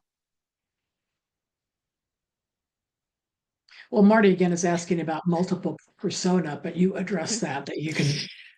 Yes. So, but you don't need to have multiple personas in the same prompt. So you need to make sure that you tell the model, I need you to take this one persona on. You can't say, I'm trying to think of how you would do multiple. Like you can't say, oh, you're a B2B marketer in 5 different areas or something like that. Like you need to kind of tailor it, or you're a B2B and a B2C marketer, because they're going to be very different roles, and they're going to have very different kind of personas or outlooks, or how they maybe their perceptions and how they view things. So if you're going to have multiple personas, they would need to be separate chats with the model. They need to be separate conversations, because if you start putting in act as if you're one persona, and then 3 prompts down, you start saying do another persona, this whole thing's a thread in memory of that model. It's going to start getting confused, like, wait, am I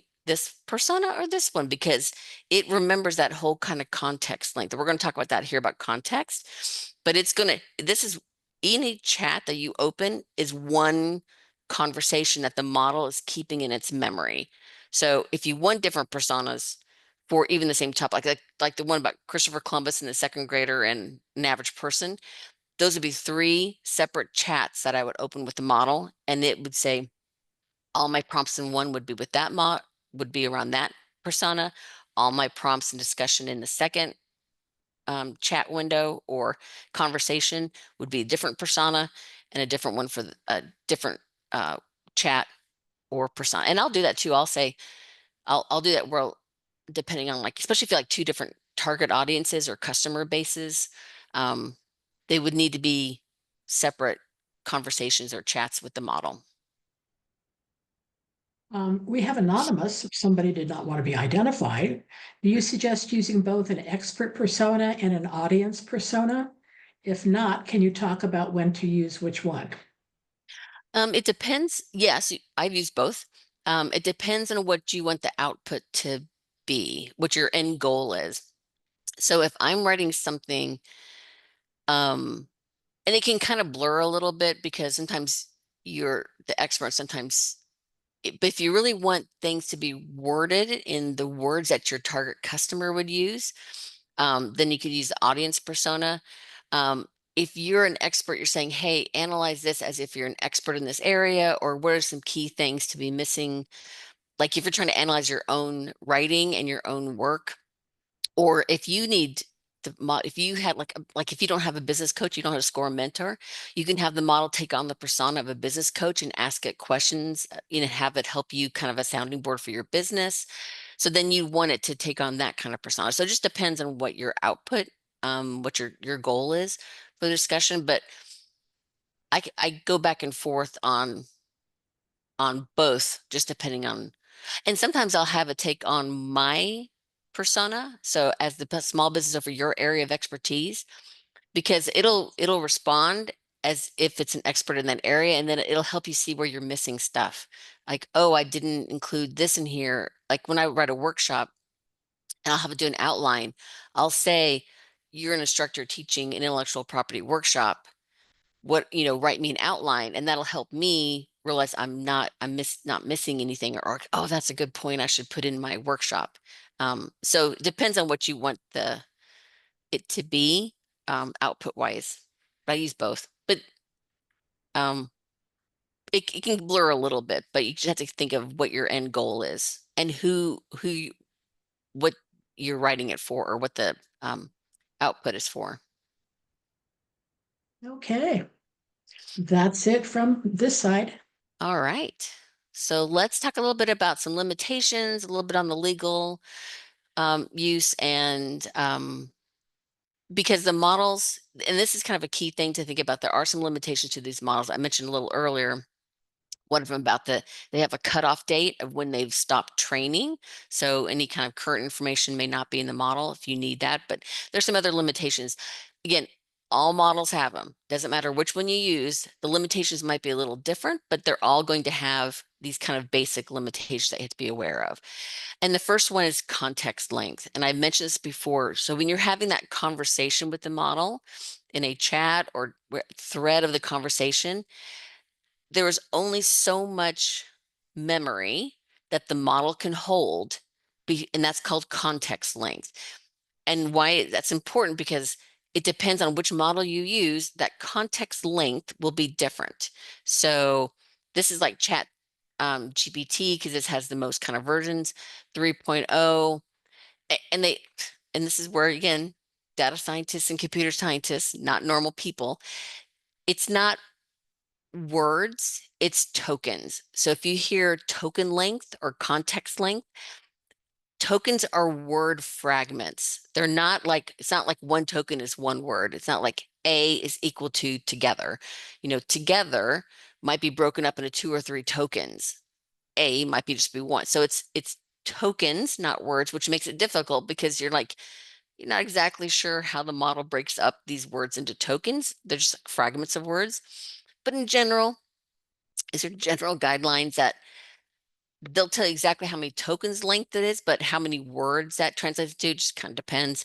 So in this case, like chat GPT 3.5 is about 4,000 tokens, which is roughly 3,000 words. 4.0 mini, 8,000 tokens, around 6,000 words. And then the 4.0, and there's like a turbo version.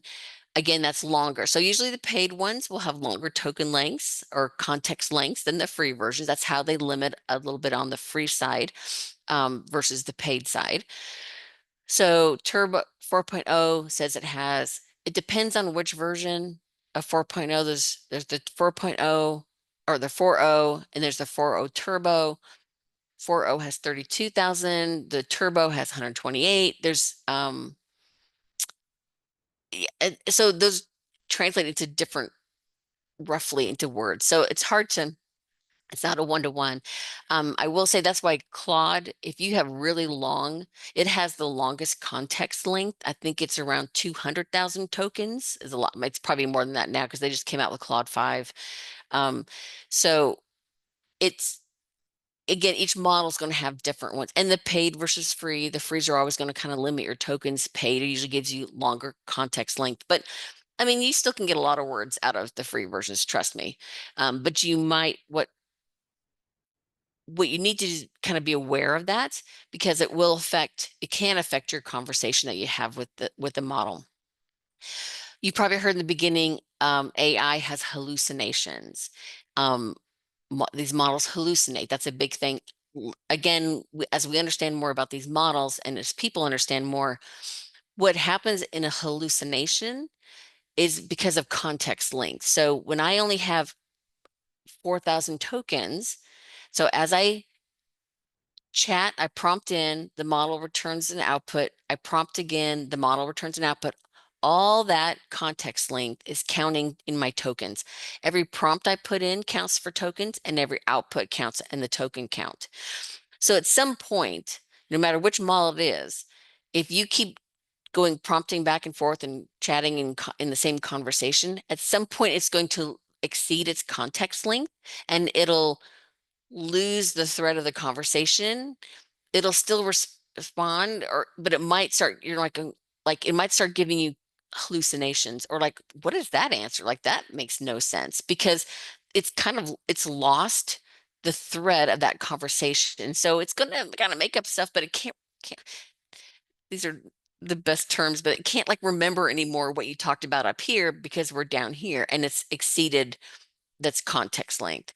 So that's why some of these models have limitations about how big a documents you can have. You can't have it analyze a 20-page document when you only have 4,000 tokens. Like, it can't do that much.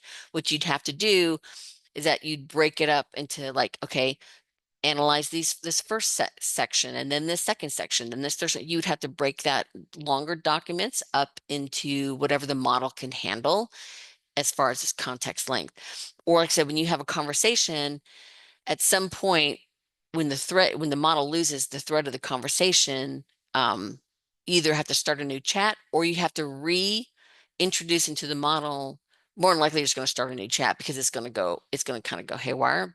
Or you could kind of remind it, hey, remember back up here, you're a blah, blah, blah, blah, blah. But more than likely, you're going to have to start a new chat, because it's just exceeded the length of that specific conversation. But you could take all the ones the information you've already learned from the first chat, and you're not starting from scratch again, but you're kind of starting with, okay, let's continue on in a new thread of conversation, but we can continue on with the original one. So that's Sandy, yeah, I'm sorry. I have a no, question. yeah. When we're talking about, reading a create a document, how do we get it into it? Do we have a There's a, file name, yeah, or so do it's, we? you upload a little file. I can show you that really quick on my Chat GPT window, but they all upload essentially the same way. There'll be like a little, like, here's like there's like a little upload. Where is it in here? I use Claude mostly. So there's a way you can, on the free version, the free versions may not be able to upload a document in Chat GPT. That could be it. But there'll be like a little upload. I wonder if that's under share.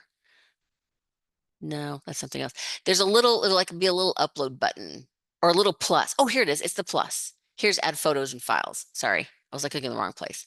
So if I click right here in my chat, so I would type in my type in my chat here, or type in my prompt, and then I would add a photo, or like, sometimes you can add photos. Chat GPT has some ability to do images now, where before it wouldn't be able to. But if you had like a specific image you wanted, I never do images, but I do a PDF file, you can upload it there. And they can read. In the beginning, when they first came out, they couldn't read PDFs, but again, that's with the versions that keep coming out. I think almost all the models will be able to upload a PDF, probably PDF or Word. I don't know if it can do. You can also upload. You can upload Excel spreadsheets and have it like look at a spreadsheet and say, analyze this spreadsheet for, and give you some analysis on something that too. So they can do more types of documents now. Thank you. Yep. Sorry, I just couldn't find my little button. And that's, again, the tools are becoming more and more powerful. So it's really amazing. Like I said, even the free ones, like I said, they didn't have those capabilities, but then as they come out with a newer paid model, they'll push some of that capability down to the free because they're adding more and more functionality in the paid, and they can kind of usually that lets you do more. The free model will still have more capabilities. Again, the paid versions have a lot more additional functionality, but getting started, just use the free versions. And then try the different models out. And then whenever you find one that you kind of like that works for you, then you can look at paying for it. But like I said, the free ones are pretty powerful to get started and kind of play around with them. Sandy, Rhonda Yep. would like to know, will the chat let you know if you are out of words or tokens? If so, can you ask it to use my previous chat and continue on? No, sometimes I've seen things where the model will say, there's something it'll come back with like, I can't respond, or I don't know how to answer, or there's a phrase where you're like, what? Or like generating like I can't answer you right now, or something. It's not that, but if there's something that it'll say. Sometimes it'll just kind of make up stuff and they're trying to stop the hallucinations. So I think they're working on the models to kind of give a response more like, I can't help you anymore, kind of a response. So you'll versus versus it making stuff up, because it's got such a kind of bad rap about hallucinating. So it will kind of generate something you're like, that's weird. You'll know that it's probably out of context length.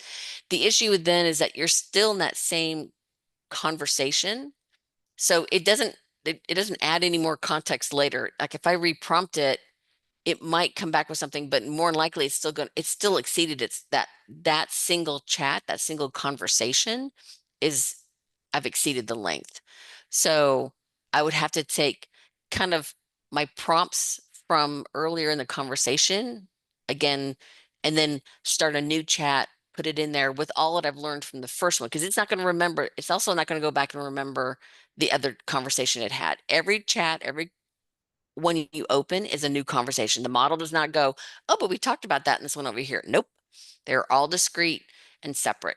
So, but you can take kind of what you learned from the first one, like combining a couple things, or say, okay, and so you're not starting from scratch, but you can kind of start but you have to start a new conversation.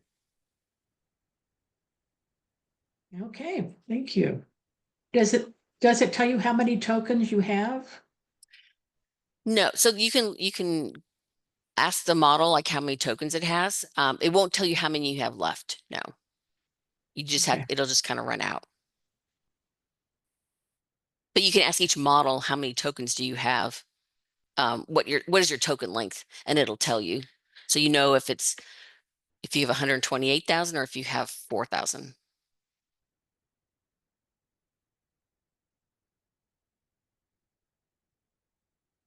Oh, okay, that's a good one, a thread tracker. Cool. That's a good tip there. I usually don't run that's why I tend to use Claude. I don't usually have enough. It has such a long token count that I usually don't run out of it um, because of that. But that's good to know.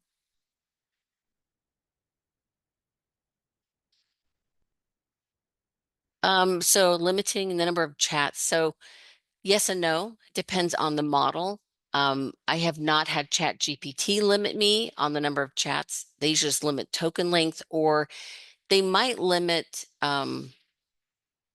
sometimes Chat GPT, what I've heard again, is that if the bandwidth becomes an issue, like just the speed, like people that pay will get priority versus, if for some reason the model, when people were kind of first using it and the model was struggling to keep up with so many users, it's going to prioritize people that paid versus the free ones. So I haven't seen that issue, but I've heard about that in the past. Um, the what was the other one? I was going to have another. Oops, sorry, let me go back up. The perplexity will give you like three chats a day, so that's kind of how they limit, some limit that way. I don't know if Claude limits. So the Claude free version might be a token length limit versus the paid versions. Most most of the ones that paid versions, you just get extra functionality on top. There's like plugins and add-ons and customization that you can do in a paid version versus the free. But that's what I say. I think for the free versions, Perplexity's the only one I know that will like limit to how many you can do per day. I'm trying to think if there's any. There could be somebody else out there like, and some may have limited like 30-day trials. There could be a model out there that gives you 30 days free and then you have to pay. But it'll tell you in the free version what your limitations usually are if they have something like that.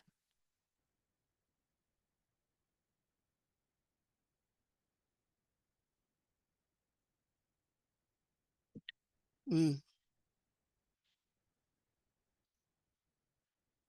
All right. Anything else?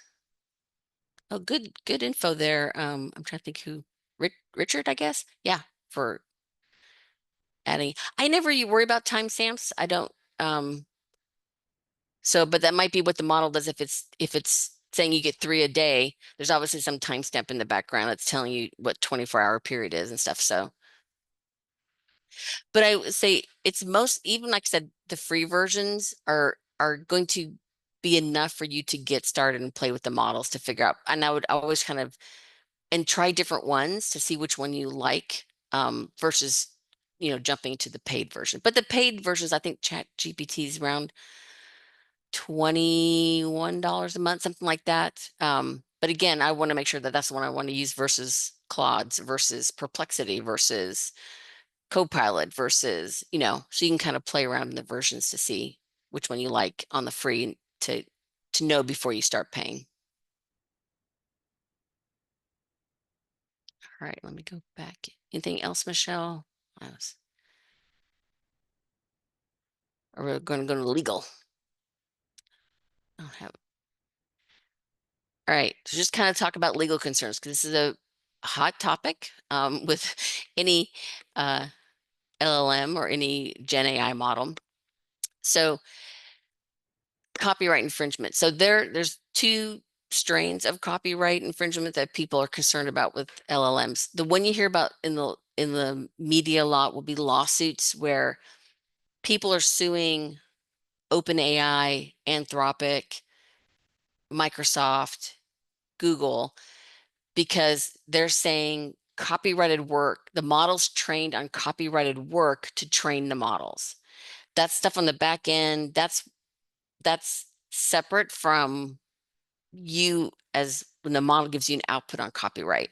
So that's something that goes through the courts. They'll figure that out between the makers of these models and the people saying their work was trained, the models were trained on copyrighted work. That's going to be outside of us. I mean, the genie's out of the bag. They're not going to put it back in. What they'll have to do is figure out, and like I said, it's hard to know because the models are self-learning. And if something's on the internet, it's going to learn and it's hard to know what it's learning because it's directing its own learning. So it's not like the coders said, go out there to this website and grab this information and train on it. So that's a whole separate legal thing. On the other side of the legal of copyright is if I put something into a model and it gives me text back, or gives me output, is that how do I haven't had any copyright infringement? Like I said, the models are not going out and taking a sentence from here and a paragraph from here and a sentence from here. It's saying like if I read all these books and I'm synthesizing that information and giving you output. So it's hard. The copyright is hard.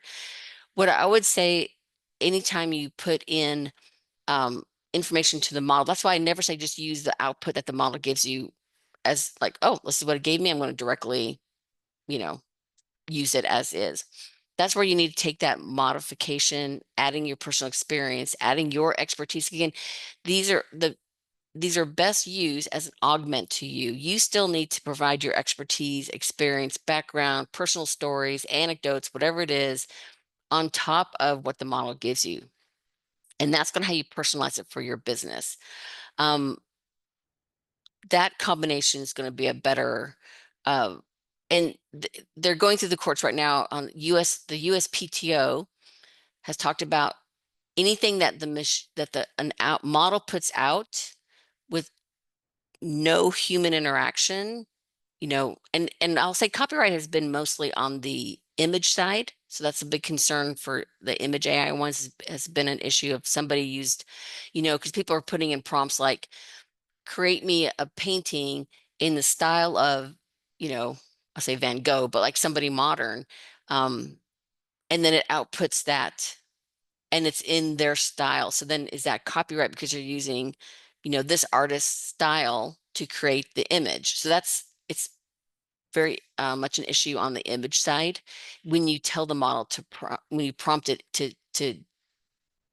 if you just say impressionist style, that's different. But if you're saying copying a specific artist style, that's an issue. So for the most part, if the model just puts it out by itself and your prompt in isn't, and you just use the output, again, this is still going through the course, so I'm not a lawyer, but it's most likely you're going to be less likely to be able to copyright it. Or if you tell it to, a lot of these AI generated ebooks and things, if you just tell the model, you give it a prompt and it spits out a 20-page ebook, probably not copyrighted because you're doing nothing to it. You're relying on the model. So it's, again, not 100%, but it's less likely. But if you modify it, you add your own expertise, you rearrange things, you're editing it, you're adding information in, you're taking stuff out. Like, that's that how much human involvement, that's where it's going to be more likely to be able to be copyrighted information. Again, the US Copyright Office has if you go to their website, they have a guidance on AI generated content and kind of gives you some, guidelines on what's copyrightable and what may not be copyrightable. So just kind of look at that. But again, the more human, and if you're concerned, you can always put, generated with AI assistance on anything, where you're saying it's my work, it's my thoughts and expertise, but I did use the model to create the first draft. And then you could always, if you wanted to have kind of clarity on that, if you're concerned about it. I think somebody mentioned earlier, never, ever, ever, ever upload any personal or proprietary information into any third-party model. So yeah, they will tell you all day long that they are not using your data, but the model is, if you looked at that ChatGPT window, you saw that little thumbs up or thumbs down at the bottom. The model's like, hey, tell me if I did a good job. And if it's did a good job, then that's going to help the model inform it on, oh, this was a good output, this was a bad output. So is that training the model? Yeah, a little bit. It's help refining the model so it gives better outputs in the future to anybody. Any third, no matter what third party software you're using, just even if they say, and you can click like don't train on this, you can click don't, you can't trust 100%. It's a third party that controls that. So you should never ever put any personal or proprietary information. You can de-identify if it's customer, like if you're uploading a Excel spreadsheet, de-identify the customer name or de-identify numbers or things that you can't tell what information is what. Be careful putting like sales information in or customer information, all that into any third party model or software of any kind. Just kind of be cognizant if they're not like a database or something that actually has protections in place to isolate that data. The other thing is that this is very big when models first came out. There are biases built into the models. So the models are written by humans. We have overt and subconscious biases in everything that we do as people. And then it's trained on data or trained on text written by humans. There's all kinds of information on the internet and all kinds of text, and people have all different kinds of opinions and biases when they write things. So they're trying every time they come across this, they're with each iteration trying to do better about writing more code in there to help the models take out these biases. But I will say that the bias, I've heard it mostly, or when I've seen at least the big media stories, has been more on the image side. So the classic one is somebody asked the model, one of the image models, to create a picture of a boardroom at a company, and the picture came back with all white men, middle-aged white men. And like, well, that's not, so that was a bias, right or wrong, good or bad. It was saying, oh, well, obviously only white, middle-aged white men can be on boards of companies. So you have to kind of think about that and like making sure that you put things in the prompt to make sure you get whatever the inherent bias might be. But there's nothing, the models just went out and searched for images, and all they found was whatever it was trained on, that it assumed it in its research and knowledge that that was what boards looked like. So just kind of be cognizant of, and it's trained on people. We're all humans. Every human has biases, whether we're conscious of them or not. And just know that the models are trained on our language, and it's going to pick up things, and they are trying to address that as they come out with new models. But it's just the fact of life that it's trained on language by humans, and we all have inherent biases. Regulatory compliance. So if you're in an industry specific, like if you're in healthcare, or if you're in the legal field, or if you're in something that's or banking, highly regulated industry, you got to make sure to find out what rules apply to how you use AI models or LLMs in your business. So just think through that and check with your trade associations or with groups that might have direction on those kind of very regulated industries. And then, like I said, add it like a disclaimer. If you're concerned about issues, you can always say something like created with AI assistance. You don't, it it's going to be your judgment call on that. But I said, I think no, you can run these through. There's copyright plagiarism checkers. Some models I think have them in, like I think of Jasper kind of having one built in. Other ones are be like standalone programs that you can run an output through, and it can check it. Again, how accurate, we're not sure. It's giving you a guideline of what it thinks. But that's why I said it, don't just use the text that the output as is. You need to kind of rewrite it, tailor it, again, it's predicting the most likely response when it responds. So it's going to be good. I'm not saying it's bad, but it's going to be kind of general content. It's not going to be tailored to your business. That's where you can add on your expertise, knowledge, and specifics to your business that the model won't know, that can give you, that can give a better output, the two together, not just the AI by itself. And then fact checking, even if you use something like Perplexity or something that has like the sources, you got to check all the sources. You need to go to check each one to make sure, because again, it's your reputation. If you quote a source and then you find out later it's not valid, or it came from or if you quote a stat, it came from a source that you're like, I disagree completely with this website in general, but I used a fact from there. I was like, well, is it out of context? Is it, no, not, you need to kind of go back and check that. So you, as the human in the loop, need to always fact check anything that you put out there. You should make sure it's accurate, because it's going to be you, not the model. It's going to be you that's on the line if you get something incorrect. And I just heard a case where a judge wrote I've heard of lawyers using in the beginning using AI models, their LLMs, and this model was making up sources for citing cases.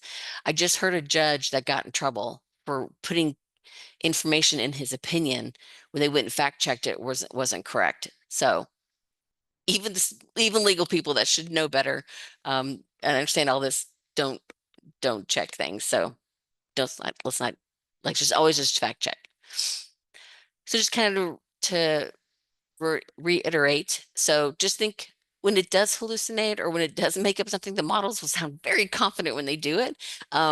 So if something sounds just kind of weird when a model output, you use your own expertise and experience and check like that, is that correct? Or even if you ask the model, like, give me a source, go check to see if that's a real accurate source, or if that's a real legit source and fact.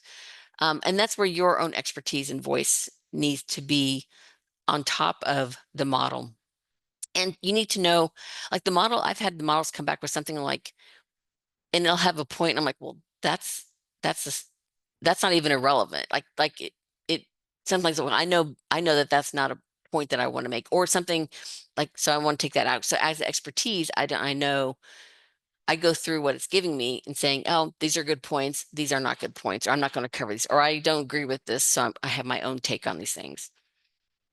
Um, Again, don't upload any personal information, confidential proprietary information. Just don't do it. De-identify it, or if you have an LLM that's behind a fire, like if you work for a really large company and they have an LLM that's protected behind a firewall and it's a private instance, that's a different, they do that because so they can use confidential information and use these models, but they're very much firewalled off, very restrictive, and protections are put in place so that information doesn't go anywhere. Again, understand that there's some biases in the way the models work. Again, sometimes they're trained on things on the internet, and we all know there's a lot of different things on the internet that may or may not be, that have inherent biases in them, and just kind of, for the most part, I haven't come back with that too much on the Gen AI side. Again, it's, when I've seen it, it's been mostly on the image side when it's creating images and what the model comes back with. Again, it's a great rough draft generator, but I don't have it be your final draft, but it'll get you 80% there, and then you can tailor, add on, modify. But then, it's that kind of great starting point, but it shouldn't be your final output. And then I would say, hey, and this is one thing too, and when these models came out, people are like, oh my God, people are just going to write stuff on ChatGPT and put in the, it's going to be like a whole bunch of generic kind of content being issued. And it probably is. I mean, before these models came out, there were literally companies that all they did were content machines, and they just had a stable of writers that would just kind of write content, content, content. It's very generic. It's very formulaic. It was very much, I'm just pumping out a lot of information. They're trying to game the internet searches and the SEO and putting out content, like, so it was like they were called content, like farms, basically, or content machines, where they just literally hired writers just to write content. Now they can just use, more companies can do this because more can just use an LLM or Gen AI to just generate kind of generic content. So I always say, like, instead of just putting out something generic, use the tools correctly, add your own uniqueness, your differentiation, your value, like what makes you different in your business than anybody else, and make sure you put that spin on any content that you deliver. So you're adding valuable content, not just kind of more noise on the internet, because all these kind of content machines are just going to keep putting out more noise, but you have to develop content that's applicable and meaningful to your customers. So I always want to kind of jump on that. And then anything else? Okay, questions.